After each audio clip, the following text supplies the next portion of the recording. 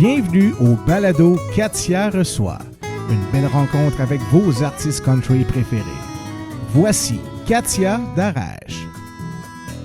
Bienvenue au balado Katia reçoit.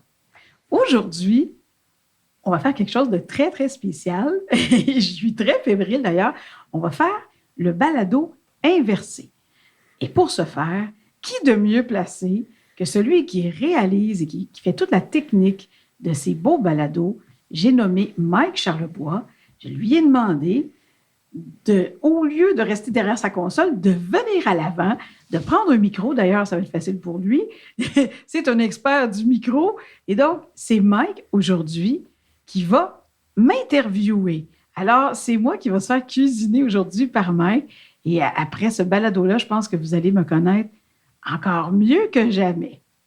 Je suis bien content, Katia, de ce beau défi, d'autant plus que tu as ce talent d'aller chercher des réponses étonnantes, parfois émouvantes, avec tous les artistes que tu as interviewés jusqu'ici et ceux qui viendront, évidemment. Mais tu en as des choses à dire, toi aussi. Hein? Oh, tu en as des choses à dire, tu en as des choses à raconter. Je pense que c'est... on va avoir beaucoup de plaisir. Je pense que oui. Le country, la famille Darèche, c'est une histoire de famille, le country chez vous. Moi, je suis curieux de savoir là, comment ça se passait quand tu étais jeune, dans ton enfance. Et je pense que ça grouillait déjà beaucoup quand tu étais jeune. Là. Oh oui, vraiment, vraiment. Il y avait, en fait, toujours du monde à la maison. Oui, hein? J'ai jamais connu, je pense, la maison de mon enfance, j'ai jamais connu vide. Il y avait toujours beaucoup d'invités. En fait, mon papa avait beaucoup d'amis dans le domaine artistique. Oui. Donc, il y avait des comédiens, des chanteurs. Il y avait plein de gens qui venaient. Et ma maman, elle avait beaucoup d'amis, elle aussi, de son côté, qui venaient. Et en plus, il y avait la famille, évidemment. Ben oui. Donc, les oncles, les tantes, qui amenaient les cousins, les cousines. Donc, chez les Darèche, mon papa, chez lui, ils sont 9 enfants. Donc, t'imagines, là, quand... Je ne dis pas qu'ils viennent les 9, ils ne venaient jamais les 9, mais mettons que s'ils venaient deux oncles, 2 tantes avec des cousins et des cousines, ça faisait déjà du monde. C'est juste un exemple. Il y avait toujours des amis, de la famille, des artistes. C'était énorme. En plus de ça, si c'était pas tout ce monde-là qui chantait chacun leur tour, il y avait de la musique qui jouait. Donc, il y avait toujours tout le temps. Un fond musical tout le temps. Donc, il y avait des vinyles qui jouaient ou la radio. Ou, il y avait toujours quelque chose. Puis sinon, c'était tout ce monde-là qui faisait de la musique eux-mêmes. Fait que c'était un environnement qui était propice à toujours avoir une chanson dans la tête. Ah. Tout le temps. Puis c'était toujours la fête. C'était pas juste d'entendre de la musique puis du monde qui joue aux cartes puis qui jase. Là, c'était pas vraiment ça. Là. C'était vraiment la fiesta. On chante, on s'amuse, on danse. Il y a un orchestre dans le sous-sol, il y a un drum, il y a des instruments, il y a des amplis, il y a des micros. Je veux dire, il y a tout. Fait que c'était vraiment quelque chose. Ouais. Tu dis, tout le monde chante. Alors, ça l'inclut Katia? Oui.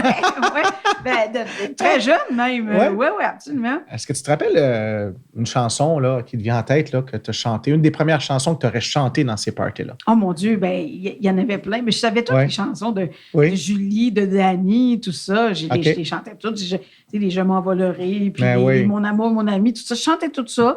Mais on avait notre hit, moi puis mon père. Ah oui? On avait notre gros hit qui était Émilie Jolie.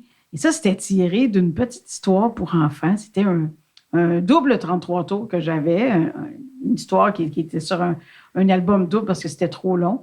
Et il y avait plein de chansons qui parsemaient cette histoire-là, évidemment. Et à la fin de ça, c'est la petite fille qui s'appelait Émilie qui chantait avec Julien Clerc, qui lui incarnait Monsieur Loiseau. Et donc, mon papa faisait Monsieur Loiseau, moi, je faisais Émilie, et on chantait Émilie Jolie. Et ça, c'était notre classique, là. On chantait toujours Émilie Jolie, puis tellement qu'un jour, j'en avais plein mon casse de chanter Émilie Jolie. À un moment donné, je ne voulais plus chanter. Vous l'avez trop chanté. Trop chanté, mais ça reste que c'était un beau moment. Ben oui. Moi, j'ai ça j'ai numérisé ça même. C'est vraiment des beaux souvenirs, là, quand j'y repense. J'étais tannée à une certaine époque, mais c'était vraiment des beaux souvenirs.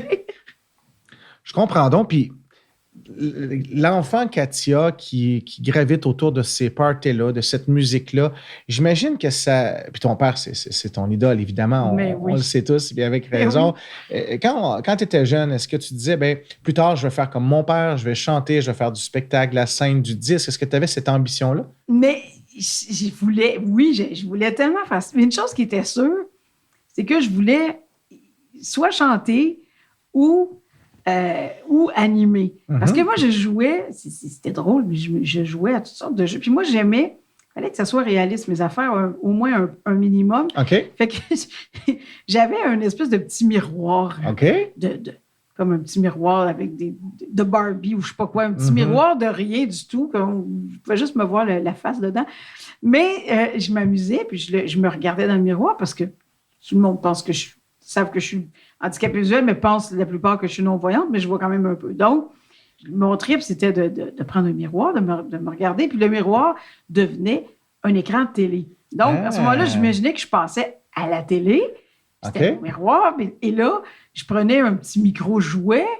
Puis là, ben, je faisais semblant de jouer les grandes chanteuses qui chantaient à des concours de chant ou à des grandes variétés télévisées.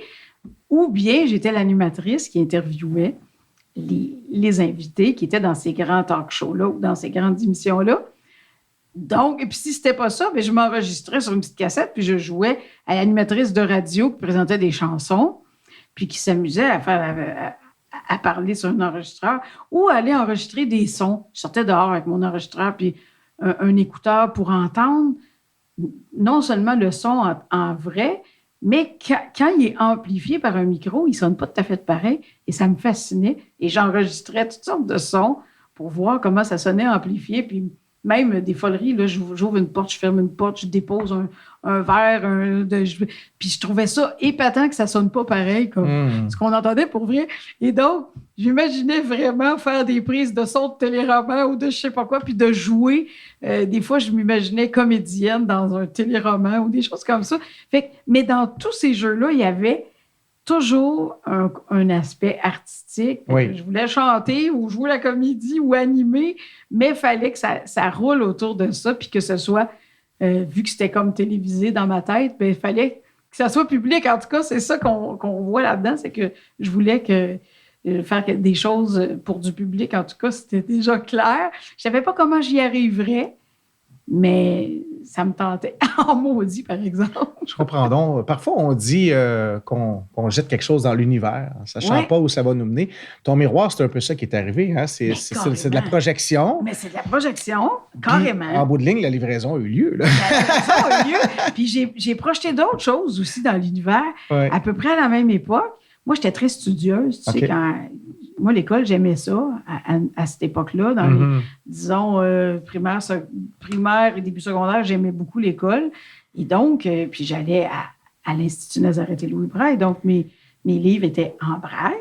Et puis là, ben, je lisais, puis j'étais là, mais ils sont donc bien beaux, ces livres-là. C'est tout bien fait. Il n'y a pas d'erreur, il n'y a pas de point trop, il n'y a pas d'erreur de braille, il n'y a pas de point écrasé parce qu'il n'était pas bon. Ils sont tellement propres, clean, ces livres-là.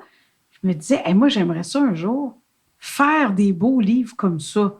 Puis je m'amusais avec ma petite machine à écrire braille, puis du papier braille. Je copiais. Je faisais littéralement de la copie de livres que j'avais chez moi. De livres braille que je lisais à la bibliothèque ou de livres d'école.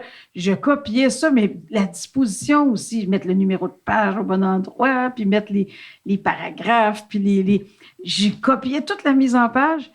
Puis, dans le fond, ça servait absolument à rien parce que c'était de la copie. Mais moi, ça installait déjà que je voulais un jour transcrire des beaux livres comme ça. Puis aujourd'hui, c'est mon travail à temps plein de transcrire des livres en braille. Fait que maintenant, je les fais, les beaux livres comme ça. Une vie remplie de projections. Vraiment. Mais qu'est-ce qu'on pourrait maintenant jeter dans l'univers? Oh mon Dieu, là, il faut que je me botte vraiment parce que c'est difficile d'avoir une discipline complète quand on a trop de projets. Mais j'ai vraiment terminé ma biographie. C'est super important. Puis j'avance, mais pas à la vitesse que je voudrais. Il faudrait que je m'impose un rythme à tous les soirs. Bon, ben, tu fais un chapitre par jour, je sais pas, quelque chose. Mais tu sais, avec le travail à temps plein, avec la radio, les spectacles, c'est difficile de mener tout ça à bien, mais ça serait, c'est sûr, là, le prochain accomplissement auquel je tiens, en plus des albums, là, c'est sûr, là.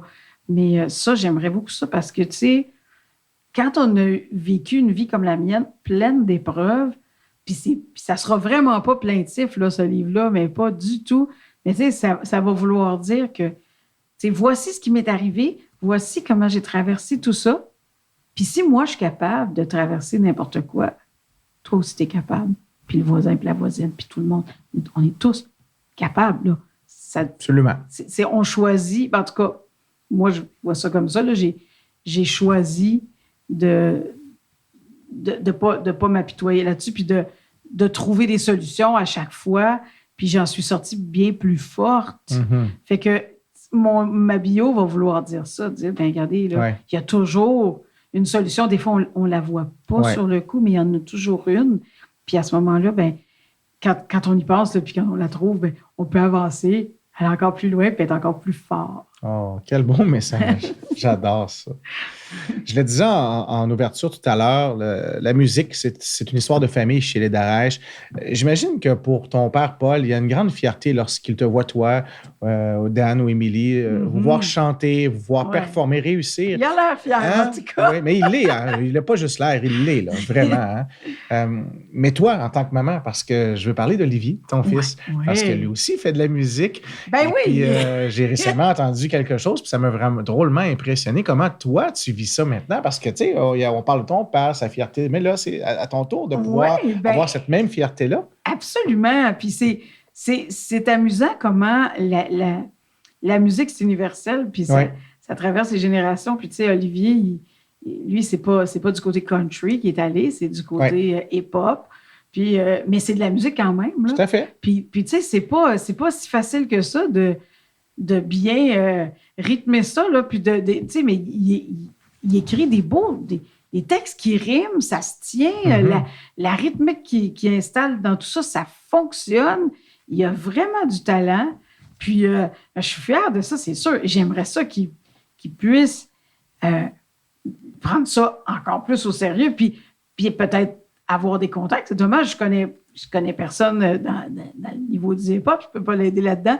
Mais une chose est sûre, c'est que je lui souhaite à un moment donné de croiser la route de la personne qui pourrait l'aider à porter son art encore plus loin. Puis je serais fière de lui. Puis même si j'écoute pas du hip-hop à plein temps, puis, j'écoute juste du Olivier Darèche. J'écoute pas du hip-hop normal. Mais Olivier, c'est sûr que j'adore écouter ce qu'il fait parce qu'en plus, ça me permet aussi de savoir comment il pense. Parce que souvent, moi, je remarque que sa musique, c'est comme un peu un exutoire pour lui. C'est comme, c'est par là qu'il exprime probablement tout ce qu'il ne dit pas couramment. Fait que j'aime entendre ces nouvelles chansons parce que ça me permet d'aller un petit peu dans sa tête, dans son cœur. Puis, en tant que maman, ben, c'est important. J'aime ça. J'adore. Tu parlais il y a quelques instants de ta biographie. Oui. Tu faisais référence à un de tes traits qui m'impressionne le plus, c'est-à-dire ta résilience. La résilience face à la vie, face aux épreuves de la vie, face à tout ce qu'on doit affronter dans cette vie. Il y a un accident, un incident grave qui t'est arrivé. Je sais qu'on en a parlé déjà, mais je vais y revenir parce que ton accident d'autobus, c'est quelque chose vraiment qui a changé ta vie bout pour bout. Là. Carrément. Ouais, hein? Tu sais, moi, Mike, je pense que si j'avais pas eu l'accident, je sais pas où je serais. Je suis pas en train de dire que j'aurais capoté, là, puis que j'aurais été tout croche là, dans ma vie. Ouais. Mais j'étais une ado clairement pas reposante. OK. C'était vraiment... je prenais pas de drogue, là. Il n'y avait pas ça, là. C'était pas cet aspect-là, mais ça n'avait pas de bout quand même, là. Je voulais pas dormir. Je voulais tout le temps faire tout ce que mon père faisait, mais tu sais, jusqu'où j'aurais pu aller, je ne sais pas, mais tu sais, je voulais le suivre dans tout, puis suivre mes amis aussi. Je me faisais des amis, des ados. J'aurais voulu j'avais pas assez de temps, j'avais pas assez de 24 heures pour tout essayer, on dirait, puis tout voir, puis tout découvrir. Puis je ne sais pas tout ce que j'aurais essayé. Je ne sais pas. Peut-être que j'aurais rien essayé tant que ça non plus. Mais mettons que j'avais pas de conscience du danger vraiment. Puis j'étais vraiment téméraire, mais je pense que j'étais trop téméraire. OK. Puis l'accident, même mon papa l'a déjà dit en entrevue, il dit ça a pris ça pour l'arrêter. Ouais. Mais je pense que ça lui faisait peur aussi parce que justement, là, ça n'arrêtait jamais. Ouais. Puis en même temps, c'était beau parce que je voulais me débrouiller. Puis j'allais voir mon père en autobus puis en métro, il n'aimait pas ça, là, pas du tout. Il restait à Mascouche, puis je partais. Puis j'allais à Mascouche. Tu sais, il n'aimait pas toujours ça, mais c'était beau parce que je me donnais les moyens pour me débrouiller. Mais en même temps, ça n'avait pas de bout. Tu sais. Fait que c'est sûr qu'à l'accident, là, tu te dis, OK, bon, là, je pourrais plus me mobiliser de la même façon. Je me promènerai plus dans les autobus à 1h du matin, ça ne sera pas ça. Exactement. Ça sera plus ça. Je me déplacerai plus avec n'importe qui, n'importe comment parce que là, j'ai une jambe qui est complexe. Il faut que les gens autour de moi connaissent puis m'aident à... Je m'en irai pas avec n'importe qui je suis pas en confiance. Je vais faire moins de niaiseries. C'est une grande prise de conscience. Je vais moins risquer ma vie parce que je suis pas en moyen de m'en sortir aussi facilement. Ouais. Donc, les gestes sont plus calculés, sont un petit peu plus posés. Ouais. Puis, en même temps, tu prends conscience que la vie, là, elle tient... OK, oui. Elle tient à presque rien, là. Effectivement. Moi, cette journée-là, le 4 octobre 90, là, j'avais été au cégep dans la journée. Puis, j'étudiais, je faisais mon diplôme d'études collégiales en musique au cégep de Saint-Laurent. Puis, tu sais, cette journée-là, là, c'était une journée comme les autres. Là. Il n'y avait aucune différence. J'allais rejoindre mon amie Lucie au métro Berry parce qu'on voulait aller souper ensemble, puis aller chez Archambault, chercher des partitions dont j'avais besoin parce que j'avais commencé à chanter avec mon papa. Puis, tu sais, quand on est ressorti de chez Archambault, là, puis qu'on s'en revenait chez moi, il n'y avait rien d'anormal là-dedans, là, c'était correct. Ouais. Mais tu sais, ça arrive et bang, il n'y a plus rien de pareil. Ta vie, là, elle a changé. Puis, tu sais, en même temps, ça m'a forcé aussi à faire des choix parce que justement, tu es consciente que si tu fais l'imbécile, là, la vie, ce coup-là, tu y réchapperas peut-être pas. Tu sais, tu ne vas pas toujours avoir la chance que tu as eue. Peut-être que... Fait que fais pas la folle trop non plus. Puis en même temps, tu fais des choix, tu mets des priorités. Puis, en même temps aussi, tu sais, avant l'accident, j'avais un petit côté de moi qui était dégêné, qui était extraverti, le côté artistique. Ouais. Mais tout à l'inverse, j'étais hyper renfermée. Ah. J'étais vraiment très, très, très gênée. Puis, c'est la musique qui m'a fait sortir de ma coquille, puis qui m'a fait sortir de moi. Mais quand j'ai eu l'accident, en plus d'être gênée, là, j'étais rendue complexée. Parce que là, ton corps, il n'est plus pareil, là. Ouais. C'est plus ça pantoute, là. Il n'y a plus rien de parfait. C'est pas juste... Tu sais, avant l'accident, j'étais complexée parce que j'étais rondelette. Mais après l'accident, j'étais pas juste rondelette, là. J'avais une carte géographique sur le corps, là. C'est pas chouette du tout. Ouais. Fait que là, t'es pas rien que gêné, là. T'es comme, il n'y a pas un gars qui va vouloir sortir avec moi, là. Je suis laide. Ben, j'ai pensé ça pas longtemps. Tu sais, ça n'a pas duré longtemps, là. Mais je veux dire, mettons que on va dire les premiers mois, mettons, la première année, on va dire, là, après. Parce que tu vois ton corps qui change, tu vois les marques, les cicatrices, les greffes de peau. Moi, j'ai des greffes. Puis au début, avant qu'ils les arrangent un peu, il y avait des trous, là. J'avais des trous dans la jambe, des trous dans la cuisse. C'était pas beau, Oh là là. C'était vraiment pas joli.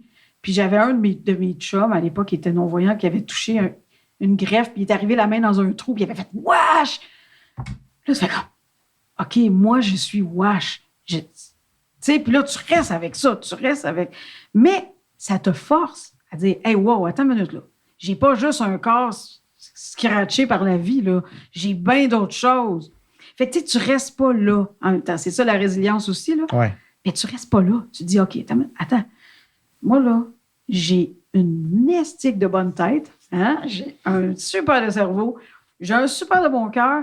J'ai une bouche qui peut parler tant qu'on veut. Je suis capable de communiquer. J'ai une voix. Je suis capable de chanter. Je suis capable de faire un paquet d'affaires. Je vais me servir de tout ce que je peux faire. Et non pas regarder ce qui est un peu moins joli ou ce que je peux plus faire. On s'en fout que je fasse plus de bicycle puis que je patine plus, là. On s'entorche, comme on dit. Parce que, zut, c'est encore bien plus le fun. Je fais des albums, je fais de la radio, puis c'est pas vrai que j'ai pas été aimée dans ma vie sentimentale. C'est tellement pas vrai, là. Moi, je peux vous dire que si vous êtes complexés, les amis, là, le bon gars ou la bonne fille, la personne qui va vous aimer vraiment, Oui. elle existe. Tout à fait. Que vous ayez l'air de n'importe quoi, là, c'est même pas important. Puis je vous le dis, ça devrait même pas... C'est même pas un complexe qu'on devrait avoir. Mais c'est humain de l'avoir quand on est un peu poqué. Mais on réalise que des bonnes personnes, il y en a. Puis on mérite tous d'être aimés avec toutes les qualités qu'on a. Puis moi, je l'ai vite découvert. À part la petite expérience que je vous ai racontée, le wash, à part de ça, j'ai toujours eu des chums qui... Moi, au début, je voulais même pas montrer ma jambe. Là. Je disais, même à Eric qui est ici, là, au début, je dis, je vais me changer. Veux-tu sortir, s'il te plaît, de la chambre? Tu sais, je vais me changer. Puis il revenait dans la chambre, j'étais abriée jusqu'au cou, la lumière était éteinte. Tu sais, c'était ça au début, mais tu sais, à un moment donné, c'est « Hey, je veux la voir, ta jambe. » Puis, tu sais, il embrassait ma jambe, puis elle flattait, puis tout ça. Fait que, tu sais, c'est pas vrai qu'il faut s'arrêter à ce genre d'affaires-là. Fait que l'accident m'a aussi amené à découvrir mes vrais atouts et à les mettre à l'avant-plan, puis à avancer avec mes atouts. Puis je veux dire, c'est extraordinaire. Puis je sais pas si j'aurais compris ça aussi vite, j'y serais peut-être venue. Ça aurait peut-être été plus long. Mais là, il faut prendre les bons côtés où ils sont. J'ai pas eu le choix de faire un gros cheminement pour pas rester malheureuse dans ça, tu sais. Ouais. Bon, cet événement-là, évidemment, on l'a dit, là, c'est quelque chose qui a vraiment changé ta vie, là, du tout au tout. Mais tu l'as dit tout à l'heure, là, avant que tout ça arrive, là, tu faisais toutes les pirouettes inimaginables pour suivre ton père. Oui! Ça me donne le goût de faire jouer la chanson. En fait, tu voulais être dans ses souliers, hein, c'est clair. Vraiment dans ses souliers. Alors, j'aimerais... Mais je veux encore être dans ses souliers. Oui, ça n'a pas changé. Hein. Tu sais, mon papa, c'était mon modèle, même. Oui. Mais tu sais, dans la musique, c'est sûr. Oui. Mais dans la vie aussi. Tu sais, mon père, là, moi, là, mon père, c'est le seul au monde, OK? Ça va être drôle, là. C'est le seul au monde qui peut m'amener prendre une marche dehors puis que je m'emmerderai pas, là. Parce que moi, tu sais, je veux dire, aller marcher, je vais aller faire quoi? Je vais me mettre un pied devant l'autre, c'est correct, mais qu'est-ce que je vais y trouver d'intérêt, tu sais, quand tu vois pas bien? Puis que, mettons, tu sais, on s'en va où? Il est où le point B? Dans combien de temps qu'on arrive? Pour moi, c'est un peu ça. Mais mettons mon père qui s'émerveille devant tout, qui a gardé son cœur d'enfant et qui a la capacité de décrire tout ce qu'il voit. Hey, moi, il m'amenait dans le bois, là. J'aime pas ça, dans le bois, là, pour vrai. Sauf avec lui, mettons.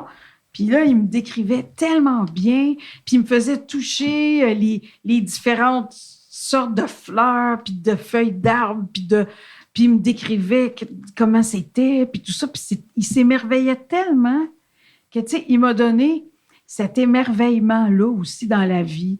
Même une fête, les fêtes, nos anniversaires, puis Noël, tu sais, la magie de Noël, les décorations, tout. Hey, regarde comment c'est beau, les lumières. Puis il se servait de ce que je pouvais voir, puis il m'amenait, tu sais, hey, regarde les belles lumières de Noël, c'est beau. Puis même, il avait planté un lilas dans notre cour à Mascouche il l'a planté quand je suis née. Puis à chaque été, printemps, été, automne, il m'amenait le voir pour que je vois grandir. Puis il disait toujours, ce lilas, il grandit avec toi. Puis il m'amenait toucher les bourgeons, les fleurs quand ils étaient sortis. Puis après ça, hop, à l'automne, comment c'était. Puis il me montrait tout le temps. Mais il avait le don de me faire m'intéresser à tout. Fait que t'imagines, oui, je voulais être dans ses souliers, mais partout, parce qu'il m'inspirait partout. Ah, que c'est beau. On l'écoute, la chanson. On l'écoute. Dans tes souliers.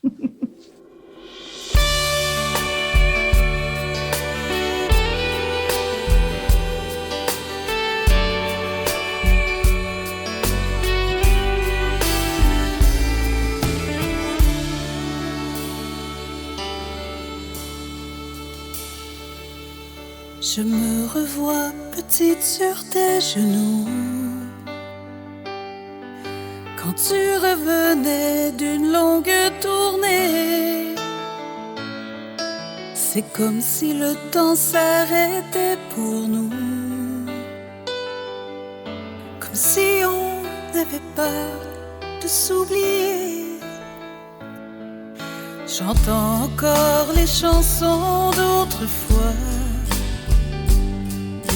que tu chantais le soir dans les veillées. Mes plus beaux souvenirs sont dans ta voix et dans tout ce que tu as composé. Toujours voulu marcher dans tes souliers, comme toi partir à l'autre bout du monde. Toujours voulu chanter la vérité. Mon cœur est comme le tien, il vagabonde.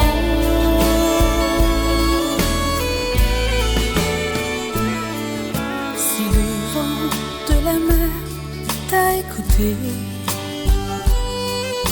et porté tes chansons vers l'horizon,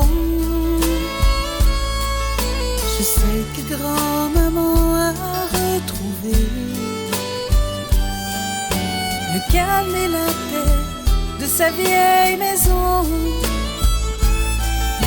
Tant de fois traversé la Gaspésie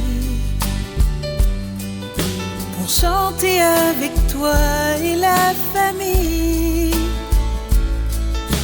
Et surtout quand tu chantais Rosalie, tellement fière de dire que j'étais ta fille. Toujours voulu marcher dans tes souliers, comme toi partir à l'autre bout du monde. Toujours voulu chanter la vérité. Mon cœur est comme le tien, il vagabonde.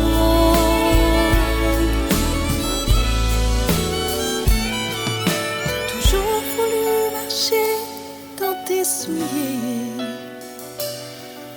comme toi partir à l'autre bout du monde.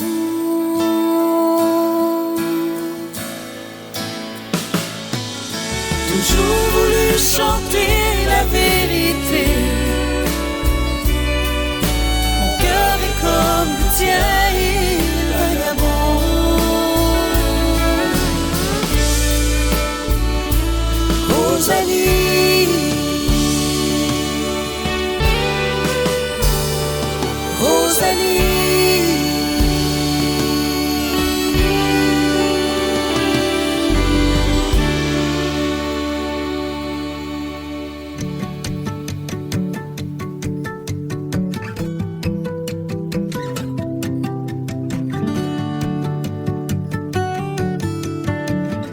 Le balado Katia reçoit avec Katia Darèche. Katia, dans la première partie, on a fait un petit peu le parcours de ton enfance, de ton adolescence, et puis on a parlé du moment où la chanson est entrée dans ta vie, donc très, très jeune. Oui. Tu as même fait de la visualisation avec ton miroir, et ça a amené vraiment à tout ça, ce qui fait qu'aujourd'hui, tu es une chanteuse exceptionnelle, qui fait de belles chansons qu'on apprécie à entendre chanter. Parle-nous de ton parcours de chanteuse. Comment toi, tu le perçois de ton côté? Ben, ça a été timide au départ. Tu sais, je voulais, mais... Puis en même temps, je savais que j'avais bon, le talent musical, je savais qu'il était là parce que c'était drôle, parce que moi, j'ai ce qu'on appelle l'oreille absolue. Oui. Mais quand j'étais petite, je ne savais pas du tout que j'avais ça. Puis Mm-hmm. mon père non plus. Il savait juste que j'avais une super oreille, mais on n'avait pas, ça ne m'avait pas été dit avant mes 16 ans, justement, quand j'ai commencé mon cégep en musique. OK. C'est là qu'on a découvert que j'avais l'oreille absolue, mais mon père, il accordait sa guitare au son de ma voix. Il disait « Donne-moi un sol, donne-moi un ré, donne-moi un... » Puis moi, j'y donnais, mais je pensais qu'il me faisait faire ça pour me faire pratiquer, pour me faire retenir mes notes. Mais en fait, il s'accordait sur moi. Ah! Puis, mais moi, je pensais que tout le monde pouvait faire ça. Puis qu'il m'apprenait ça comme on apprend à écrire ou à lire. Ou, tu sais. Je croyais que c'était donné à tous, mais j'ai fini par me rendre compte que c'était pas le cas. Mais, donc, le talent musical, on savait qu'il était là. J'aimais chanter, mais encore là, quand j'ai voulu, je voulais plus chanter Émilie Joly, puis tout ça, vers peut-être 8 ans, peut-être 8-9 ans, je voulais plus chanter, puis je voulais plus chanter du tout. Fait que là, il y a eu comme une petite période, on va dire, peut-être un 5 ans, là, où je voulais pas chanter, je voulais plus écouter de country. Même ma famille, j'embarquais dans une voiture, puis c'était la famille, c'était un d'Arèche qui jouait, je disais « Ah, enlève-moi ça, wesh, c'est bien plate. » Est-ce que c'est cette rendu époque-là là. que tu surnommes ta révolte du country? Révolte du country, C'est ça, hein? ouais, vraiment, Ben oui. vraiment, vraiment. Et là, je voulais faire comme les ados de mon âge. OK. Écouter, tout le monde écoutait du pop, du rock, Fait que là, ben, j'écoutais les postes de radio que tout le monde écoutait pour aller me chercher des points de repère là. Puis j'essayais de suivre mes amis, puis tout ça. Puis, mais pendant tout ce temps-là, ben, j'écoutais pas de country, puis je chantais pas de country non plus. Mais à un moment donné, je suis allée passer des vacances en Gaspésie, puis je suis allée avec ma cousine Natacha, puis tout ça, puis ma tante Rose, puis mes autres cousines aussi. On est allé chez ma grand-mère en Gaspésie. J'y suis allée passer quelques semaines là, la première année, puis un mois la deuxième année. Mais pendant ces étés-là, le fun en Gaspésie, c'est les parties. de Ben oui, famille. c'est clair. Et là, les guitares autour du feu, puis tout Ouais, ça, ouais. puis la musique. Puis qu'est-ce que ça chante, une gang de Darèche autour Du d'un feu? country. Ça chante du country, puis des chansons de la famille Darèche. Ben oui. Et là, tout le monde chante. Et là, c'est comme le contraire de ce que c'est à Montréal. Là, t'es pas pantoute dans le coup si tu chantes pas du Darèche avec eux autres. C'est clair. C'est le contraire. Fait que là, je me disais, je les sais-tu encore, ces chansons-là? Puis là, je me surprenais, je les chantais toutes. Je les savais. Non seulement je les savais, mais je les aimais. J'aimais ça, puis je voulais plus m'en aller, je voulais plus que ça arrête. Puis là, je me suis dit, hey, là, peut-être que t'es en train de passer à côté de quelque chose, là, si tu reviens pas là, à tes racines, parce que si t'aimes ça de même, c'est parce que t'as ça en dedans, là, tu sais. Puis à un moment donné, ben, ma cousine Sylvie m'avait dit, pourquoi tu chantes, pourquoi tu fais juste fredonner, tu sais, on t'entend, là, on le sait que tu chantes bien, là, tu devrais chanter fort, puis chante-en donc une toute seule. Mais non, là, non, tu sais.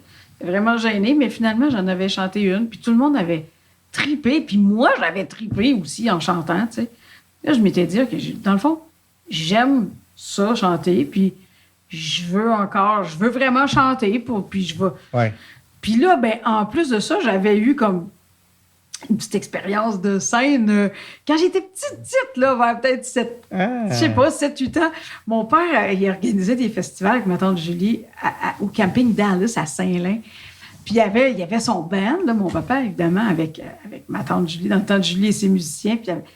Puis il m'avait fait chanter Aïe Aïe de Offenbach avec le band. J'étais toute petite, là, tu sais. Puis j'avais tripé, là, devant le public. Puis j'avais chanté Aïe Aïe. C'était pas country du tout, mais c'était ce que j'écoutais dans ce temps-là. Puis j'avais tellement tripé. Fait que j'avais eu comme un petit pré-baptême. Puis la deuxième année où je suis allée en Gaspésie à l'adolescence, le deuxième été, on était justement en 80... Non, là, peut-être 88... Non, 87, OK. en fait. Et là, c'était la grande tournée country au Kiff 1987. Il y avait plein d'artistes country là-dessus. dont mon papa. Puis il était organisé par les productions Les Petits Bonhommes, qui était une petite business que mon papa avait, une petite compagnie de production qu'il avait avec des amis. Et là, il y avait plein d'artistes là-dessus, dont la famille, évidemment. Et ça se promenait, ça faisait le tour du Québec, du Nouveau-Brunswick. Et pendant qu'on était en Gaspésie avec les cousines et tout, mon papa passait à Passepébiac. Puis là, il m'avait dit, ben tu vas venir? Ben oui, je vais venir. Puis il m'avait dit, est-ce que tu voudrais chanter T'envoler avec moi? Puis là, ah ben oui, je l'essaie, tu sais, après tout. Puis là, j'avais chanté T'envoler avec lui et on avait eu tellement une grosse ovation. Puis tout ça. Wow. Là, je m'étais dit, OK, là, je m'en vais plus, je débarque plus, je reste là. Mais là, c'était correct pour la scène. Oui. J'en écoutais pas du country en dehors de ça, là. OK. J'en chantais, puis même mon père me faisait chanter un peu de populaire. Je chantais à 17 ans de Marie-Denise Pelletier, puis C'est Zéro de Julie Mars, puis Au nom de la raison de Laurent Jalbert, puis Souvenirs retrouvés de Francine Raymond. Tu sais, je chantais des chansons pop un peu à travers le country qu'on faisait. OK. Puis j'en écoutais pas encore. Mais là, j'ai commencé à en écouter grâce à Roger. Grâce à ton papa et à mon ami Martin qui appelait régulièrement à CKLM, à l'émission L'Express de nuit. Ouais. Puis là, ben Martin, un soir, il m'avait dit, Katia, écoute CKLM, je vais appeler Roger Charlebois, je vais faire une demande. OK. Moi, j'écoutais pas Roger, j'écoutais Martin. J'ouvrais pour écouter Martin, puis je vais fermer après. Mais là, Martin, il n'a pas eu la ligne tout de suite. J'ai écouté comme 1 heure. Puis là, ben là, Roger... Mais je dis, mais quelle voix radiophonique incroyable, mon Dieu, mais quelle chaleur, puis quelle douceur, puis wow, qu'est-ce que c'est ça? Sur quelle planète je viens d'arriver? Et là, je restais. Puis là, j'aimais ça entendre les auditeurs, tu sais, qui racontaient leurs petites affaires, puis qui faisaient leurs petites demandes, puis qui avaient leurs petites habitudes. Puis Roger les connaissait. Puis je disais, mais mon Dieu, c'est trippant. Puis là, ben Martin, à un moment donné, a appelé. Puis là, wow, hey, mon ami passe à la radio. Puis là, c'est le fun. Puis là, après ça, ben je vais entendre une chanson ou deux avant de l'éteindre. Puis là, le lendemain, Martin, il rappelait pas, mais moi, je réécoutais. Puis là, je continuais. J'écoutais une autre petite heure, puis une autre petite heure, puis à un moment donné, 2 heures, puis à un moment donné, 3 heures. Puis et je me rendais compte que j'aimais tellement le country, tellement. Puis là, j'aimais les chansons. Puis là, je découvrais les Américains aussi, les Ricky Skaggs, les George Strait, les Vince Gill, les Alan Jackson, tout ça. C'est bien bon, ça aussi, mon Dieu. Fait que là, je me suis accrochée au country vraiment à plein. Mais je ne le disais pas à mes amis. Et moi, j'en écoutais. Aussitôt que je sortais de l'école ou que même sur l'heure du midi, j'avais un petit baladeur, puis j'écoutais, j'avais mes cassettes de la famille, puis mes cassettes country. Puis là, aussitôt que je pouvais, j'écoutais du country, mais je ne le disais à personne. C'était drôle. Jusqu'à temps. Mais j'étais tellement fière quand j'allais chanter, puis ça, puis je me disais, si vous saviez ce que je fais quand je suis pas à l'école, là, c'est tellement cool. C'est à cette époque-là, lorsque tu écoutais mon père, Roger, à CKLM, ça t'a allumé la flamme, ça t'a rallumé la flamme, on va dire ainsi, pour ce qui est de la musique country. Est-ce que c'était à ce moment-là aussi que la petite flamme a allumé pour l'animation radiophonique? Ouais. Hein? J'imagine, hein? En même temps, là. Ce que mon père est mon idole et mon modèle en musique et tout ça, Roger l'était pour ce qui est de la radio et aussi de l'importance des racines du country. Ouais. Parce que lui, il aimait tellement le country traditionnel, pur, puis même qui datait un peu plus. Puis lui, il m'a montré l'importance de se rappeler de nos pionniers, puis tout ça. Et m'a donné, évidemment, il a été mon modèle de radio. Mais quand je l'écoutais à CKLM avec mon petit baladeur, je me disais, mais mon Dieu, j'aimerais tellement faire ça. Et sais-tu, par contre, le moment précis où je me suis dit, vraiment, je veux faire de la radio, c'est obligé, il faut que je trouve une manière. C'est quand il y a eu la grosse tempête de verglas qu'on a eue en 98. Ouais. Tout ce qu'on avait, c'était la radio. La radio. Oui, c'est tout ce qui nous restait. C'est tout ce qu'on avait. Nos radios à batterie, puis des batteries, en voulez-vous, enveloppe. On changeait les batteries, puis on écoutait la radio. C'est vrai, ça. À journée longue, c'est tout ce qu'on avait. Et j'écoutais, à ce moment-là, je pense que c'était CKC, ou je sais pas. C'était des lignes ouvertes tout le long. Et tous les animateurs se relayaient, et tout le monde commentaient l'actualité à leur façon et demandaient aux gens d'appeler puis discuter avec les gens. Chacun avec leur énergie, avec leur manière de faire.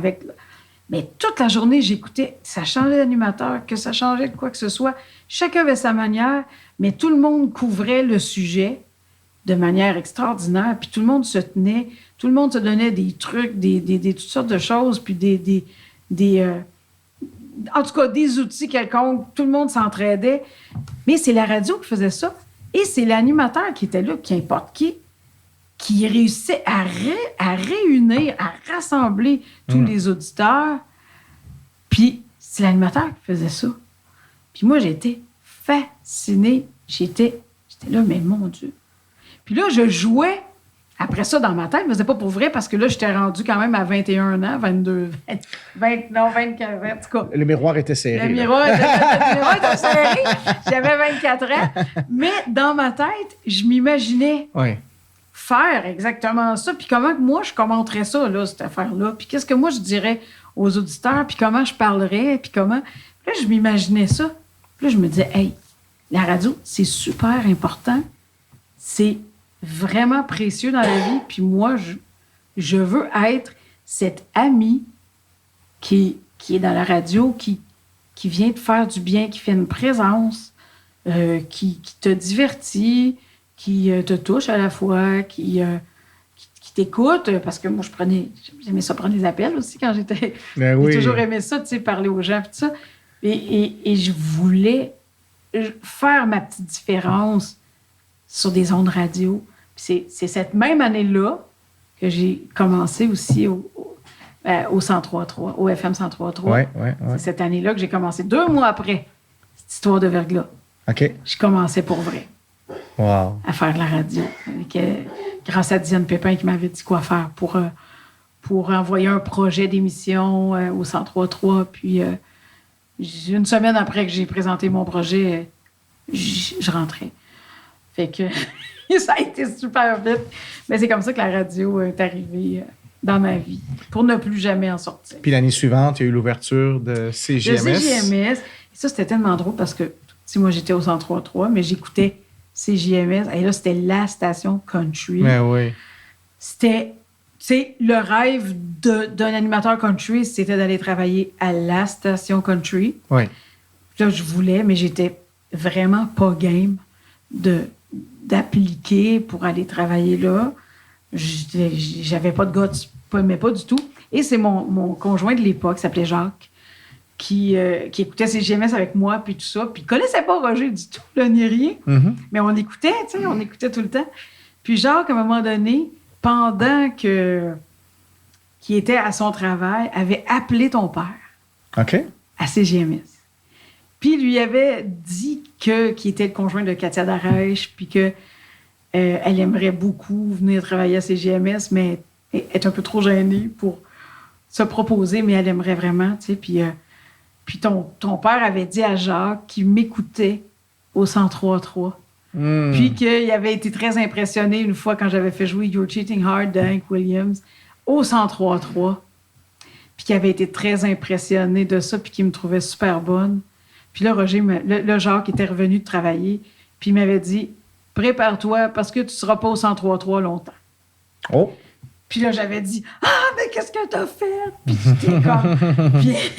puis il m'avait dit « J'ai appelé Roger, puis il est super intéressé, il veut que tu l'appelles. » Puis là, j'avais appelé Roger.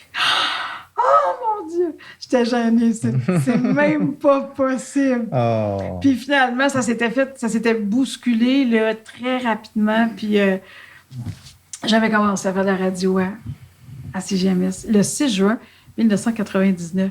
Ma première émission. Mon Dieu. À peine 2 mois, à peine 2 mois après l'ouverture de la station. À peine 2 mois après l'ouverture. Ouais, je me rappelle. Puis, mon Dieu. Puis encore aujourd'hui, hein, tu fais de la radio à Radio Québec Country tous les week-ends. Je sais à quel point pour toi c'est un rendez-vous important. Très important. Ouais. Très, très important. Même que quand je peux pas être là, je suis triste parce que pour moi, c'est... C'est un rendez-vous avec les auditeurs. Puis, même si c'est par le web, là, c'est la même chose. Hein? Ben oui. Ils m'écrivent, ils m'appellent. Il m'appelle quand même. Il me laisse des messages écrits ou vocaux Ouais. ou n'importe quoi. Des Puis, commentaires. des commentaires. Puis, ils sont au rendez-vous à tous les vendredis soirs à 18h, puis à tous les samedis à 14h. Puis, ils sont là. Puis que dire de Sébastien Leblanc, qui est tellement Mais oui. extraordinaire. Dévoué. Ouais. Dévoué, mais c'est un passionné, Sébastien. Oui, tu sais, tout c'est à fait. vraiment un passionné. Ouais. Puis, tu sais, on se le cachera pas, là, on fait ça par passion, là, Ouais. de la radio country, là, sur Mm-hmm. le web, puis tout ça, on fait ça parce qu'on aime ça comme des fous. On Ouais. en mange le jour, le soir, la nuit, tu sais, on aime vraiment ça. Puis Sébastien, ben, il a tellement cru en moi, puis, Ouais. puis qui me donne tellement carte blanche, puis c'en est touchant pour moi, là, tu sais, de voir à quel point il me fait confiance, puis de voir tous les auditeurs comment ils sont extraordinaires. Fait que pour moi, mes rendez-vous à Québec Country, c'est super important. Mais pas juste pour toi, pour beaucoup de gens. Tant mieux! Tant Je veux mieux. revenir à l'époque des CJMS parce Oui. que si je ne me trompe pas, il y a une anecdote assez croustillante concernant CJMS Country. Ah mon Dieu! Hey, ça, c'était vraiment drôle. Tu sais que à la radio, il y a toutes sortes de petits tours qui peuvent se jouer à Ouais. l'occasion. Puis je m'en suis donc fait raconter des affaires par des animateurs de l'époque, mais Mhm. à un moment donné, on avait notre collègue et ami Daniel Robert qui était à la production. Puis, Ouais. puis moi, je suis loin d'être une imitatrice, là, mais quand il y a certaines voix qui m'accrochent, certaines façons de parler puis voix qui m'accrochent, que je sens que je serais capable de reproduire, je me mets à les étudier, puis après ça, je les fais. Puis OK. à un moment donné, je jouais un peu avec ça, puis je faisais rire Roger beaucoup en imitant notre chère Nathalie Jarreau, qui OK. était la fille de Frenchie. Mhm. Puis elle avait une façon très, très unique à elle de parler. Oui. Une espèce de parler un peu sec, mais elle était super gentille. Elle avait une façon très expéditive de parler, mais c'est pas parce qu'elle l'était. Elle était super fine, mais c'était son parler qui était comme ça. Oui. Puis à un moment donné, moi, je m'amusais à l'imiter pour rire, évidemment, juste pour faire rire un peu Roger, puis tout ça. Puis à un moment donné, il riait tellement. Puis Daniel, un jour, il m'avait dit, Katia, viens avec moi dans l'autre studio. J'ai une idée. Puis là, on avait changé de studio, puis Roger était en train de faire son émission à lui. Puis là, Daniel, il me dit, Katia, imite Nathalie, fais un petit indicatif. Vous écoutez les soirées country avec Roger Charlebois, mais OK. au lieu de prendre ta voix, imite Nathalie. OK. Fait que là, je le fais, tu sais, je prends la voix de Nathalie, puis j'imite et je dis ici Nathalie Jarreau, puis vous écoutez les soirées country avec Roger Charlebois. Puis je le fais vraiment avec son ton à elle. Ouais. Et Daniel enregistre ça, envoie ça dans le système, dans le studio, puis il dit à Roger, hey, Katia vient de te faire un indicatif. Tu peux le passer quand tu voudras, en ondes. Fait que lui, il pense que c'est un vrai, parce qu'il est bien identifié comme un vrai. Ben oui. Il le passe, et c'est cette connerie pure et dure qui passe en ondes. Mais moi, là, je le sais quand il va le passer, et j'ai tellement envie de rire, je peux pas rester. Je m'en vais dans la salle de bain la plus proche, et je ris. Je ris. Puis j'écoute au loin, puis je ris tellement, mais c'est pas possible. Je suis pliée en deux. Et là, je l'entends dire, « Hein? Ben là, ça a-tu passé en ondes? Hein? » Puis là, Daniel, il dit, « Oh oui, ça passe en ondes. » Puis il fait, « Oh mon Dieu! Hein? » Puis là, il dit, « Ben là, il dit, « Hey, où Katia? » Puis moi, je suis cachée dans cette... Puis je ris, mais tellement. Puis là je l'entends. « Moi, t'en faire, moi, des indicatifs à la Nathalie Jarreau. » Mais il rit tellement. Puis là, il me cherche dans les corridors. Puis là, je sors de la salle de bain et je ris tellement. J'ai commencé l'émission crampée. Je comprends. Je sais pas combien de temps j'ai ri, mais même eu de la misère à faire une introduction qui avait un semblant d'allure. On a tellement ri. C'était vraiment très, très, très, très drôle. C'est des beaux souvenirs, hein?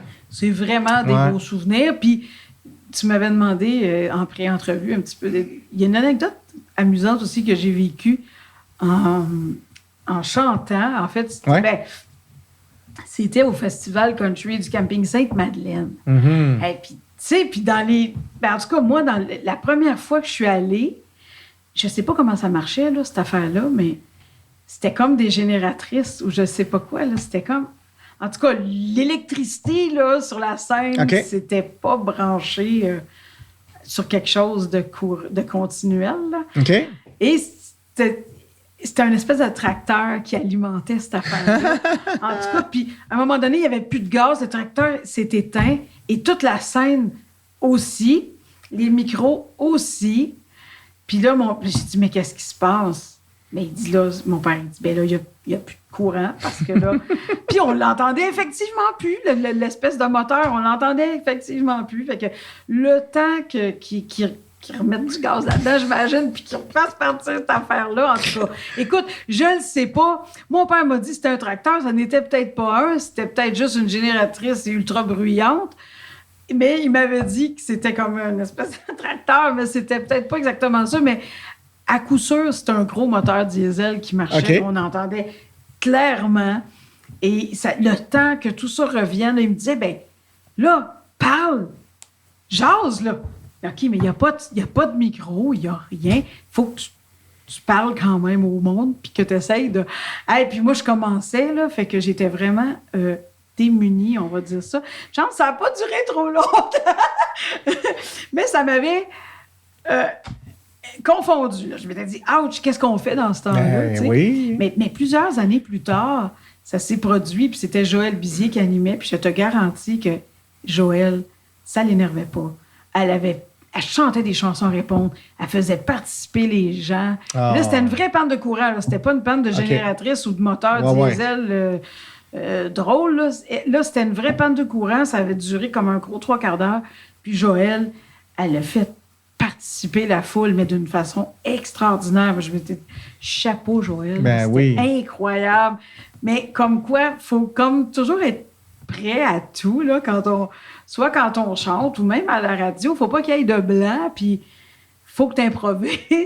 Fait que c'est des petites choses que j'ai vues que ça m'inspirait beaucoup, là, ou ça m'énervait, ou ça m'inspirait, mais en tout cas, c'est des moments qui existent vraiment dans ça où il faut se revirer. Absolument. Pouf! Wow!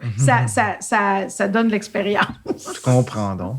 Katia, j'ai choisi la première chanson. Je te laisse choisir la deuxième chanson qu'on va écouter. La deuxième chanson que je te propose qu'on écoute, Mike, c'était une chanson qui m'a été composée par Joanne Provencher. Et c'est le fun parce que Joanne et moi, je pense qu'on a ça en commun beaucoup. Joanne est super positive aussi. Oui, tout à fait. Elle est vraiment lumineuse.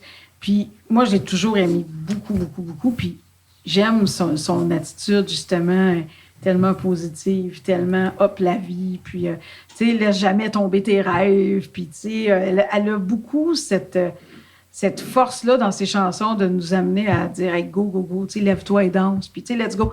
Tu sais, elle est très comme ça aussi, le bonheur, tout ça. Fait que je m'étais dit, je vais demander une chanson à Joanne. Je suis sûre qu'elle va comprendre où je veux aller. Tu sais, parce qu'elle écrit comme ça. Et elle m'est arrivée avec cette chanson-là qui s'appelle Connexion directe au bonheur, parce qu'elle a bien, bien saisi que moi, j'ai vraiment une connexion directe au bonheur, parce que c'est là qu'on est bien. Tu sais, ce que je te disais pendant qu'on dînait, tu sais, hors micro, je disais, puis c'est un truc que moi, j'ai trouvé, puis que je donne à n'importe qui, puis que je donne là, si quelque chose ou un événement ne vous procure pas de joie, et flushez-le, éliminez-le, changez de fréquence. Tout à fait. Comme quand on n'aime pas une chanson à la radio, on n'aime pas la chanson, on fait quoi? On ferme la radio ou on change de poste? On ne l'écoute pas si on ne l'aime pas? Bien, une pensée qui nous fait de la peine, qui nous rend morose, qui nous fait vivre du stress, de la colère, du n'importe quoi, est pas bonne, change de poste de radio. Enlève-la, la pensée, remplace-la par une belle pensée lumineuse, une pensée qui fait du bien, qui fait de la chaleur dans le cœur, puis ça va rétablir tout le courant positif autour. C'est tellement vrai, puis c'est pour ça que je reste connectée au bonheur, parce que je suis toujours syntonisée là, tout le temps, puis quand ça me rend pas heureuse, bang! Puis tu sais, moi, que je suis assez effrontée, quand je parle avec quelqu'un qui est négatif, puis ça fait 15 minutes que j'écoute, puis que tout ce que ça fait, c'est me faire dépenser de l'énergie parce que c'est négatif. Je dis, je m'excuse. Là, ou tu changes d'énergie, ou moi, je change de pièce. Ça peut aller là. Parce que je me respecte assez pour dire, moi, je veux être heureuse, là. Je veux me sentir bien. Là, je me sens pas bien. Mais je vais m'arranger pour me sentir bien. Ça va là. Donc, c'est pour ça que je connecte au bonheur, puis c'est pour ça que cette chanson-là, elle est extraordinaire. Connexion directe au bonheur.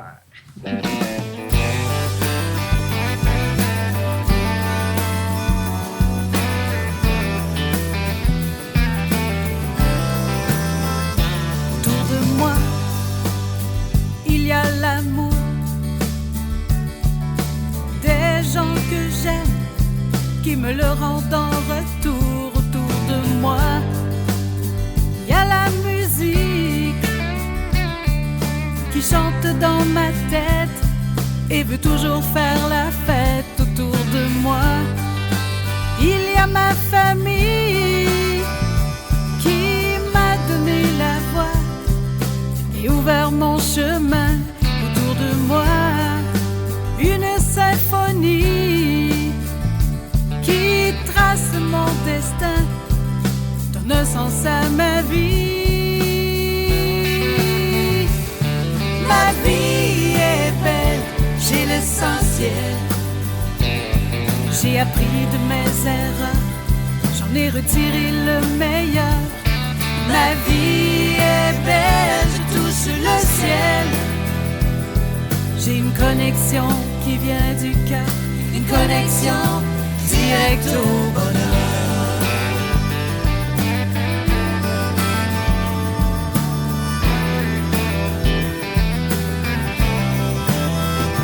Derrière moi, il y a eu des épreuves. J'ai appris la résilience, qu'il vente ou qu'il pleuve devant moi. Il y a l'infini qui me prie d'avancer, de ne jamais laisser tomber. Ma vie est belle, j'ai l'essentiel. J'ai appris de mes erreurs, j'en ai retiré le meilleur. Ma vie est belle, je touche le ciel. J'ai une connexion qui vient du cœur, une connexion directe au bonheur. Je vois à travers les yeux de mon père et ma mère. J'aimerais être plus qu'une simple passagère. Que ma lumière éclaire toujours mon chemin. J'avance sans avoir peur, en chantant mon refrain. Ma vie est belle, j'ai l'essentiel. J'ai appris de mes erreurs, j'en ai retiré le meilleur. Ma vie est belle, je touche le ciel. J'ai une connexion qui vient du cœur, une connexion directe au bonheur.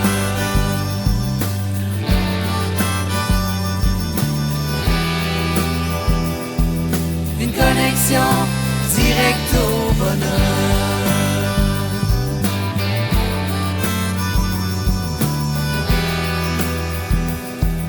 Une connexion directe au bonheur.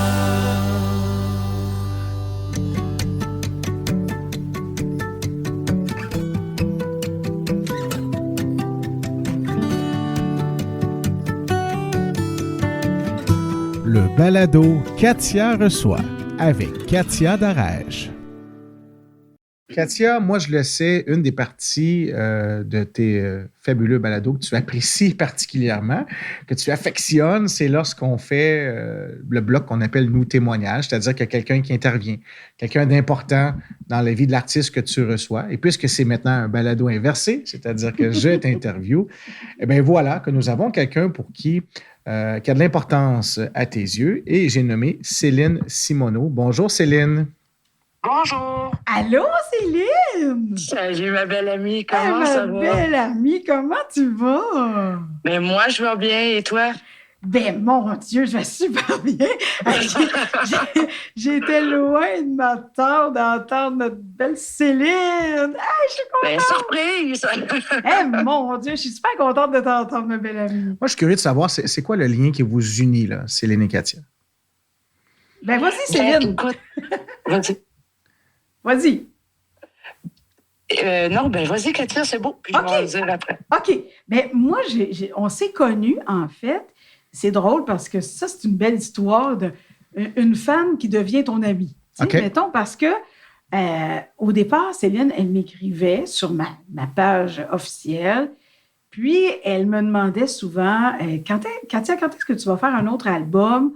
Puis, on était dans la période de 18 ans d'absence, là, où je Oui. faisais pas d'album, où j'avais des gros problèmes de santé, où il y avait plein de choses qui faisaient que je Oui. pouvais pas faire d'album. Mais elle était toujours là, puis elle disait, moi, là, j'ai assez hâte là, d'acheter ton nouvel album. Je vais être la première, j'ai hâte. Puis elle me posait des questions aussi. Elle avait le feeling de ressentir des choses qui se passaient autour de moi ou qu'elle faisait complètement juste, mais on ne se connaissait pas encore. Puis elle disait, écoute, moi, j'ai l'impression qu'il y a telle chose qui se passe, ou il y a telle injustice, ou il y a telle petite chose ça doit te faire de la peine, ou je ne sais pas, des petites choses dont elle avait l'intuition, puis c'était vrai. Et je me suis dit, attends, elle, là, elle n'est pas juste là une fois de temps en temps quand je suis là, elle me suit vraiment, puis elle s'intéresse vraiment à moi. Puis là, ben, après ça, d'un échange à l'autre, on est devenus vraiment plus amis. À un moment donné, on a voulu se rencontrer, tout ça, puis faire du karaoké ensemble, puis s'amuser, chanter, faire toutes sortes de choses. Puis on est vraiment devenus des amis. Après ça, elle m'a accompagnée même à des endroits, des spectacles, toutes sortes de places. On a fait toutes sortes de choses ensemble, puis on est devenus des vrais amis. Ben oui, effectivement, parce que moi, Katia, dans le fond, si je ne me trompe pas, en 89, elle avait parti en solo avec son père. C'est ça. Ah, je suis bonne. Vraiment. En 93, elle a sorti son premier disque avec un nommé Éric. Là, j'ai un Éric blanc de Ouellette. mémoire. Ouais. Et je suis tombée en amour avec cet album-là. Ah ouais. Mais je connaissais déjà la famille Darèche beaucoup, beaucoup, parce que j'ai eu l'occasion de rencontrer, avant ça, Dany qui accompagnait sa mère, qui était choriste. Tu sais, je connaissais beaucoup, beaucoup la famille Darèche parce que moi-même, je suis dans le domaine du country. Mm-hmm. Et, mais Katia, elle a une voix d'ange. Ah, ça, c'est vrai, par exemple. C'est une voix qui est tellement relaxante. Ouais. C'est épouvantable. On dirait un ange qui chante. Oh. T'es donc bien fine. C'est simple. À mes oreilles, c'est une douceur. Et puis, c'est ça, je trouvais que je l'entendais pas assez souvent. Parce que par la suite, il y a eu un autre album aussi. Oui. Ça jouait en boucle chez nous. Aïe, Il y a eu l'album de Noël aussi. Oui. Hein, il y en a eu. Puis, à chaque fois que j'entendais Katia, c'était comme, wow! Tu sais, oui, j'adore la famille Darèche, mais elle avait un plus, tout le temps un plus. Ouais. Et à un moment donné, c'est ça, comme elle dit, je suis tombée sur sa page Facebook, j'ai commencé à jaser avec, puis je trouvais ça triste que il y ait autant de temps qu'on l'entende pas. T'sais, par contre, quand je l'accompagnais, un exemple, on est parti, moi, puis Katia, une journée, et elle a resté surprise de voir que j'avais encore les chansons de son premier album. Ah. Eh oui. On les chantait dans l'auto, c'était Oh wow. oui. Mais tu sais, du plaisir, c'est une personne qui est tellement simple, Oui. qui est tellement vraie. C'est une personne, comme on dit, elle voit avec les yeux du cœur. Oui. Pour moi, Katia, je l'adore. C'est une personne qui est formidable. Écoute, je te dirais, passer à côté de Katia sans être capable de lui dire bonjour, je ne sais pas comment le monde ferait. C'est épouvantable. C'est épouvantable. Je l'appelle mon ami d'amour, puis ça va toujours être mon ami d'amour. Oh, c'est donc bien beau, ça. Tu vas me faire pleurer. Ouais, c'est Toi aussi tellement. Puis ça me touche vraiment. Ça, c'est des amitiés sincères, puis c'est des amitiés qui restent. Puis tu vois, On se parle moins, on se voit moins, je travaille beaucoup, mais mon cœur est toujours là. Puis quand j'ai la chance, dernièrement, ben on s'est vus. Dès que je monte dans le coin, ben tu sais, j'appelle Katia, savoir si elle est disponible. Ben oui! Ah oui, absolument. Puis c'est ça, on se voit moins, même qu'on s'est perdu de vue pendant quelques années là, où on était vraiment débordés chacune de notre côté. Et quand on s'est retrouvés, bang! Elle est venue voir le spectacle avec SV l'été dernier à Saint-Amand. Elle était là. Et hop! On a enlevé le bouton pause, puis on a continué où on était rendu. C'était comme si on ne s'était jamais laissé. C'est vraiment une amie précieuse, Céline. Oui, ce qui fait qu'on s'entend bien, je pense, c'est la transparence. Oui. Je ne cache rien à Katia, autant c'est vice-versa. Exact. Ça compte beaucoup dans une amitié aussi, d'être transparent. Oui. L'amitié n'est pas faite juste de se voir tous les jours, toutes les semaines, mais on sait qu'il n'y en a pas de cachette. C'est ça. On est vrais, toutes les deux. Exactement. Oui. Une vraie amitié, c'est d'être là quand ça compte aussi, hein, je pense. Absolument. Oui, vraiment.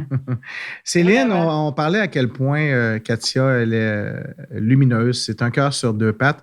Mais avec elle, tout à l'heure, on a abordé aussi le fait que Katia, elle a cette faculté-là d'affronter les épreuves de la vie d'une façon vraiment désarmante positive. par bout. Positive, tout à fait. J'imagine que pour une amie comme toi, une amie personnelle, une amie intime, j'imagine que ça peut être à l'occasion même une source bienveillante là, que de penser à Katia qui, elle, a cette belle résilience. Hein? Oui, bien, effectivement. C'est sûr que j'ai vécu des affaires... Bon, on a vécu toutes les deux, puis non, je me suis jamais cachée, puis je sais que je vais aller chercher du positif avec Katia. Ouais. C'est quelqu'un qui va toujours t'aider à remonter les épreuves. C'est quelqu'un qui va toujours être ton oreille à l'écoute. Absolument. Écoute, je te le dis, il n'y a pas...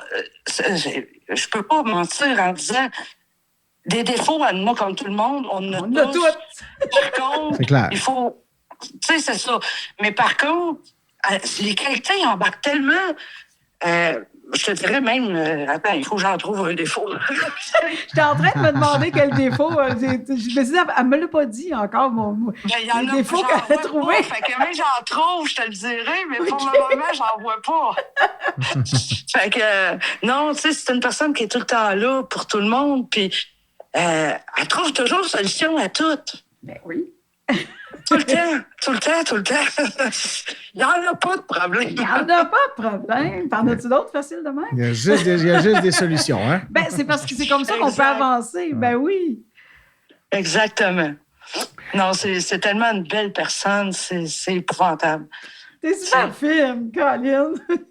Mais c'est très beau, pour moi, très beau témoignage, Céline. C'est vraiment apprécié que tu aies pris ces quelques instants. Puis je peux te confirmer que devant moi, j'ai une Katia souriante et heureuse de t'avoir parlé. Mais moi, en tout cas, je fais un gros câlin. Faites-y pour moi, OK? OK, promis.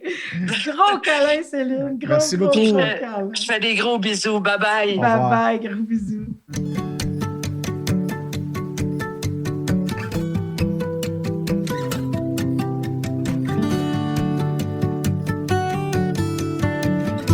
Le balado Katia reçoit avec Katia Darèche.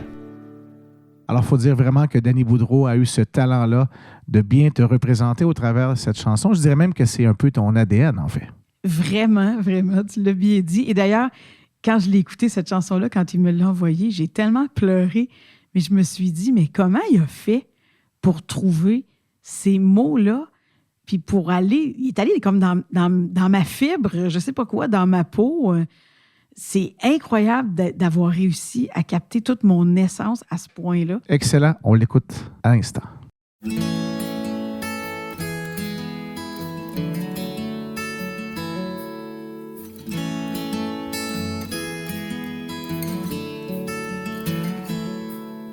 Moi, j'ai toujours suivi la route, celle qui m'a mené jusqu'ici. Avec mes peines et puis mes doutes, j'ai gardé l'instinct de survie. Toujours voulu aller plus loin et regarder vers la lumière. Cette lueur sur mon chemin, celle qui éclaire mon univers. Je vois la vie du bon côté,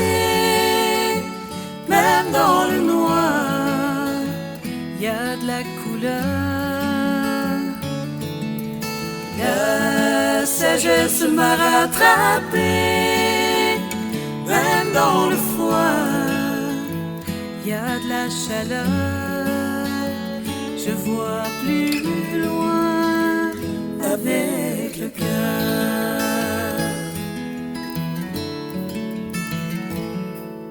Ma vie roule à 200 à l'heure, tellement j'ai de choses à vous dire. Encore bien des mille au compteur, rien ne pourra me retenir. À chaque fois que vous me voyez, avec un rire un peu moqueur, dites-vous que j'adore taquiner. Tout ce que j'aime, c'est mon bonheur. Je vois la vie du bon côté, même dans le noir, il y a de la couleur. La sagesse m'a rattrapé, même dans le froid, il y a de la chaleur. Je vois plus loin avec le cœur.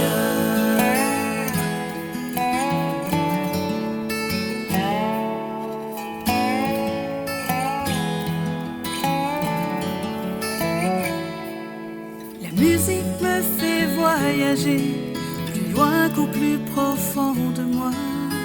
J'ai tant d'amour à partager dans tous mes gestes et dans ma voix. Et quand vient le temps de chanter, comme je l'ai fait tellement de fois, chanter pour vous ma liberté, j'ai l'impression que je vous vois. Je vois la vie du bon côté, même dans le noir, il y a de la couleur. La sagesse m'a rattrapé, même dans le froid, il y a de la chaleur. Je vois plus loin avec le cœur. Je vois plus loin avec le cœur.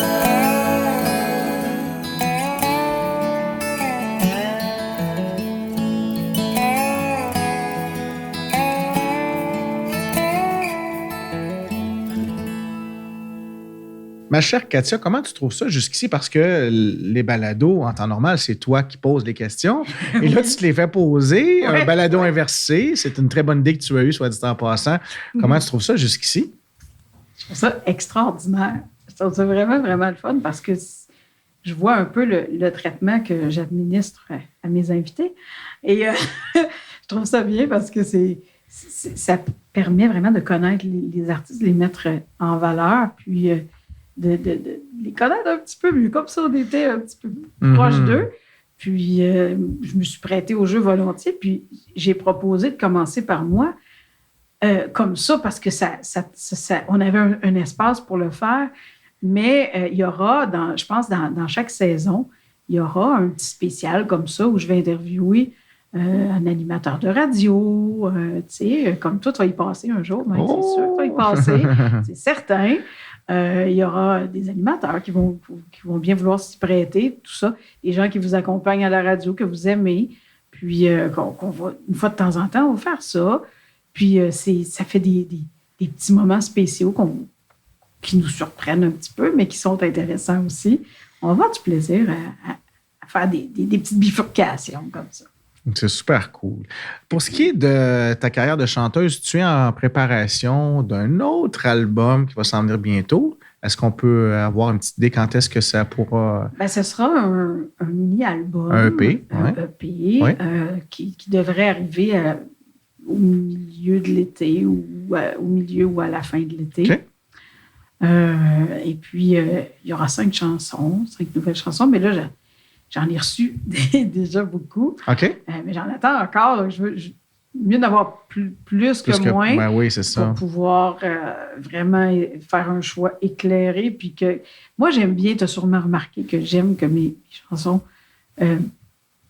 comme on dit, il faut que faut que je cautionne ce que je dis, là. Oui. Parce que moi, il y en a qui ont facilité à chanter de la fiction puis tout ça, mais moi, faut que j'achète ça content, là. Tu sais, je veux dire, faut que je le pense, faut que je le sente, faut que ça... Puis j'aime faire des chansons qui font du bien. J'aime ça que... Tu sais, quand vous avez fini d'écouter mon album, là, mon album de 2021, là, j'ai envie de révolutionner le monde parce que c'est full positif puis ça donne de l'espoir. Absolument. Mais le petit EP qui s'en vient, il ne passera pas à côté de ça non plus. Par contre, il y aura des petites choses fictives un petit peu, mais pas loin de la vérité quand même. Mm-hmm. Des choses que j'aurais très bien pu... que j'aurais très bien pu vivre puis tout ça. Ça va tout aller quand même en lien avec ce côté-là qui fait du bien. Et puis ça s'en vient pour l'été. Puis il y a quelque chose dont je ne peux pas parler aussi qui s'en vient par la suite avec la famille. Il y a quelque chose de beau qui s'en vient. Tant mieux. Je ne vais pas plus loin, mais ça va être gigantesque, ça va être extraordinaire. Ça va être le fun. Je ne sais pas où ça va nous mener, mais ça va être génial. Puis à travers de tout ça, je veux essayer d'avancer ma biographie parce que là aussi, je veux faire du bien. Je veux faire du bien partout, dans le fond, moi. C'est ce que tu as toujours fait, hein, en fait. Finalement, on n'a pas eu le temps d'aller là, mais je demande souvent à mes invités qu'est-ce qu'ils auraient fait s'ils n'avaient pas fait de musique. Puis moi, si je n'avais pas fait de musique, oui, il y a une partie que je fais déjà. Je fais de la transcription, mais je pense que si j'avais pas eu de handicap visuel, moi, j'aurais soigné des gens, c'est sûr. Oh. J'aurais aimé ça soigner, j'aurais aimé ça faire du bien. Je suis sûre que j'aurais été une bonne soignante, là, de peu importe le domaine que j'aurais choisi. Là, je suis sûre que j'aurais été bonne là-dedans parce que j'aime tellement envelopper puis prendre soin que j'aurais aimé ça. Mais c'est pour ça qu'avec mes chansons, je trouve moyen de le faire quand même. Oui, c'est ça. D'envelopper pareil parce que avec les paroles, je veux faire du bien puis faire la différence. Oui. Tu sais, c'est drôle parce que quand j'étais petite, on écoutait du country puis les chansons étaient toujours hyper tristes. Puis c'était toujours limite déprimant parce que c'était, pas toujours, mais c'était beaucoup triste. Les paroles, c'était des peines d'amour, c'était toutes sortes de choses. Je dis pas que c'est pas correct de les chanter, c'est très, très, très bien. Mais il y en a déjà beaucoup qui le font. C'est un créneau qui est déjà très, très largement occupé. Et là, maintenant, de plus en plus, on voit des chansons émerger, pas juste moi, du monde qui commence à faire ça, à faire des chansons qui amènent une autre... qui ouvrent une autre porte sur l'espoir, sur...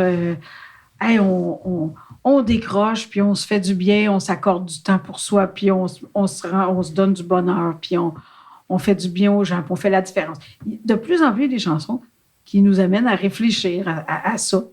Et puis, moi, je fais des chansons qu'on écoute. Je fais peut-être pas tant des chansons qu'on fait le gros party, puis oui, on fait le party quand même, mais ce qu'il y a de le fun avec mes chansons, c'est c'est les textes qui sont importants, puis qui nous font du bien, puis on fait le party avec en même temps qu'on est heureux. Mais c'est ça, c'est un créneau que j'aime bien prendre de rendre les gens heureux avec ce que je raconte. Mission accomplie, Katia, ça, c'est sûr. J'essaie. Puis avec la radio aussi, c'est ce qu'on fait aussi. Puis avec les balados, là encore, je veux que mon invité se sente bien, puis vraiment le mettre en avant, puis tout ça. Puis, fait que c'est le fun. Je passe ma vie à essayer de répandre du bonheur. Tu le dis si bien, hein, les textes sont importants dans tes chansons. Alors, je vais te nommer quelques titres de tes chansons. Oh! Et puis, j'aimerais que tu nous racontes un petit résumé. Qu'est-ce que raconte cette chanson? Oui, absolument. Viens près de moi. Ça, c'est un des 2 seuls textes que j'ai composés moi-même. C'est la raison pour laquelle je tenais à savoir. Ouais. C'est ça. À cette époque-là, j'étais je peux dire mon premier amour sérieux. OK. C'est vraiment sérieux. Ma relation la plus importante, ma première relation la plus importante, c'était avec Éric Ouellette, avec qui j'ai fait cet album-là, d'ailleurs. Puis, mon Dieu, on s'aimait tellement, là, on était comme deux pots de Crazy Glue, là, je sais pas quoi. On était vraiment comme des siamois, là. C'était très, très fusionnel, cette affaire-là. Mais personne n'aurait dit qu'on se serait laissé un jour. On s'aimait énormément. Puis, on s'est laissé un jour pour toutes sortes de raisons, mais pas parce qu'on n'était pas des bonnes personnes l'un et l'autre, vraiment juste que ça a fallu en passer par là, mais tu sais, je respecte beaucoup Éric, puis je pense que c'est la même chose aussi. C'est un super de bon monsieur. Puis, mais à cette époque-là, je ne voyais que lui. Je le voyais dans ma soupe, je pense, puis dans tout ça, là. Et l'amour, ça m'inspirait pour écrire. Puis j'avais écrit « Viens près de moi ».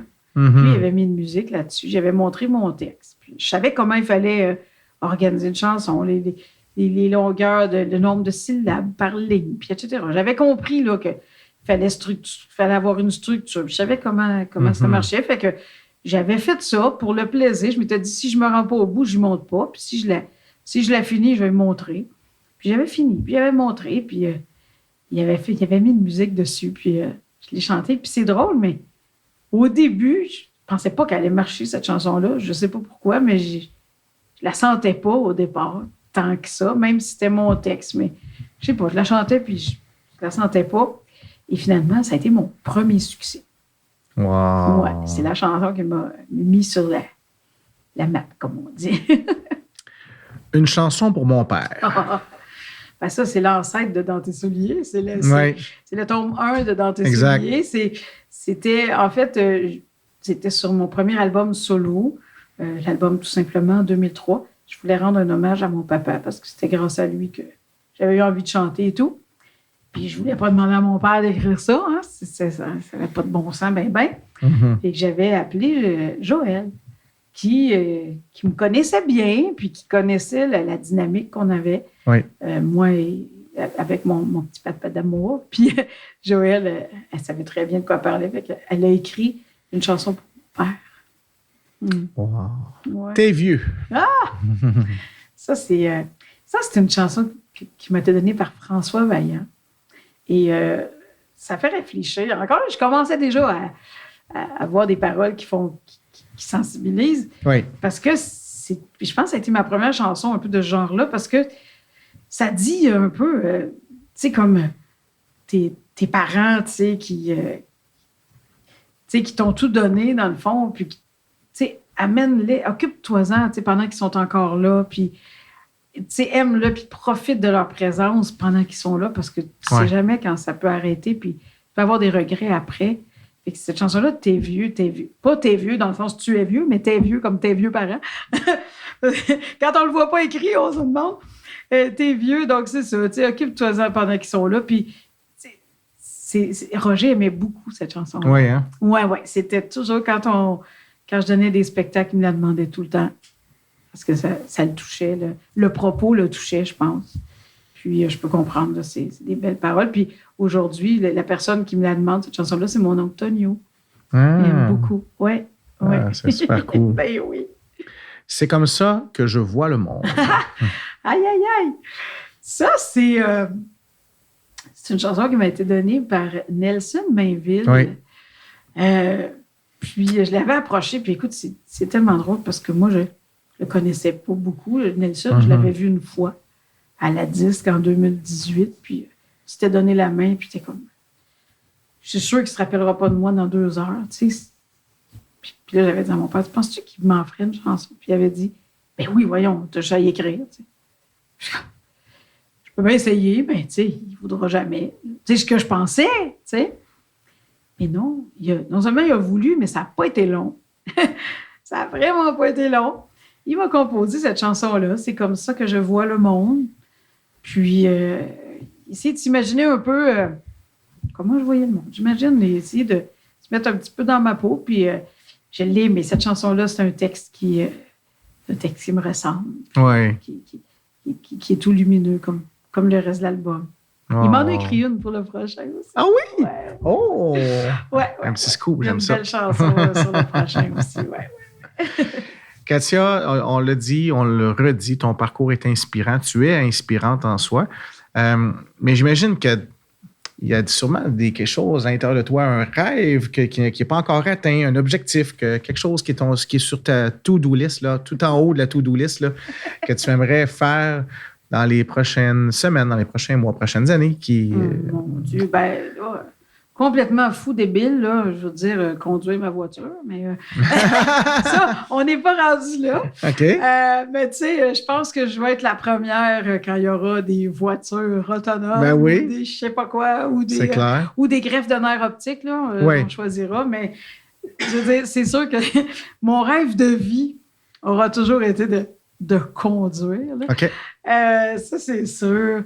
Mais blague à part, mais c'est pas une blague, là, mais je veux dire, plus réalistement, là, tu sais, il y en a plein, hein, tu sais, je veux dire, mais de continuer, je te dirais, à faire ce que je fais là, Ouais. toujours plus loin, toujours Ouais. mieux. Tu sais, je commence à l'atteindre quand même, mais tu sais, j'aimerais ça que... C'est que, mettons, Katia Darèche a eu telle opinion, telle chose, ça compte, tu sais. Ouais. Tu sais, genre que, tu sais, j'ai prédit quelque chose, puis voilà, c'est arrivé, ou j'ai une opinion de telle chose, puis c'est respecté, mais ça, c'est déjà commencé. Mais tu sais, plus tu évolues dans ton métier et plus ce que tu fais ou ce que tu dis devient précieux, puis je veux continuer cette évolution-là parce que dans le but de toujours faire une belle différence puis de faire du bien, bien, je veux que tout ce que je fais devienne de plus en plus important pour que le bonheur soit de plus en plus large, évidemment. Puis, tu sais, continuer à être moi-même puis à faire ce que je fais. Puis, continuer à chanter. Puis, sortir mon livre au plus tabarouette parce que j'aime écrire aussi, Ouais. tu sais. Ça fait partie de ce que j'aime. Tu sais, j'aime communiquer. Quand je faisais pas d'album, j'écrivais beaucoup sur Facebook. Maintenant, j'écris moins sur Facebook parce que je fais d'autres choses. Je fais de la radio puis je fais des albums. Mais il reste que j'aime écrire aussi. Puis là, ben ça va me le permettre. C'est sûr que je serais pas capable d'inventer une histoire, mais je serais capable d'écrire, de mettre en mots les propos de n'importe qui. Fait que je pourrais même écrire toutes sortes de choses, là, mais je pourrais pas inventer, mais je peux mettre ma plume à profit pour plein de choses. Puis ça j'aimerais le faire aussi. Fait que voilà, continuer. Mais tu vois, au travers de tes chansons, au travers de tes animations radio, au travers de ta biographie qui est en route, s'il y a un dénominateur commun à tout ça, c'est une connexion directe avec Katia. Absolument. Puis c'est un peu aussi comme ma chanson « Il ne faudra jamais lâcher Ouais. ». Tu sais, il ne faut jamais lâcher. Même quand tu as envie de lâcher, non, lâche pas. Parce que même si tu ne le vois pas, il y a quelque chose de bon qui s'en vient, même avant que ça arrive, même si tu ne le vois pas, il y a quelque chose de bien qui s'en vient quand même. Puis la solution, même si tu ne la vois pas, elle existe. Fait qu'il ne faut jamais lâcher. Mais on ne lâchera pas. Et surtout, merci de m'avoir fait confiance pour ce balado inversé, Katia. C'est un bonheur que de t'avoir interviewé. Puis c'est tellement beau d'entendre tout ce que tu as à nous dire. Fantastique. Bravo. Merci, Mike. Merci d'avoir accepté de faire cette petite inversion. Et puis un jour, tu goûteras à cette médecine extraordinaire. Uh-huh. Merci, Mike. Merci. Merci tout le monde. C'était le balado Katia reçoit. À l'animation, Katia Darèche. Réalisation et production, Mike Charlebois. Photo, Éric Saint-Louis. Soutien technique, Éric Blanchard. Le balado Katia reçoit.